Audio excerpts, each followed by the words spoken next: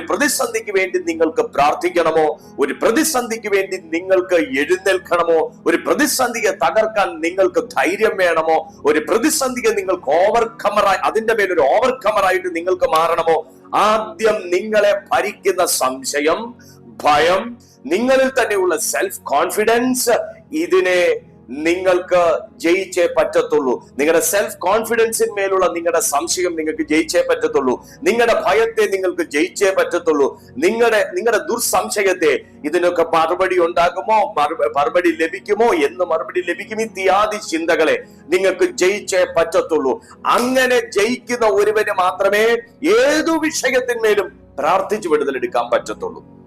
Hallelujah. ഇന്ന് ഈ മീറ്റിങ്ങിനകത്തിരിക്കുമ്പോൾ എന്റെ ഭാവി എന്താകും? എന്റെ രോഗത്തിന് സൗഖ്യമുണ്ടാകുമോ? എന്റെ കടബാധ്യതയ്ക്ക് വിടുതൽ ഉണ്ടാകുമോ? എന്റെ തലമുറയ്ക്ക് ഒരു നല്ല ഭാവി ഉണ്ടാകുമോ? എന്റെ വിവാഹം നടക്കുമോ? എന്റെ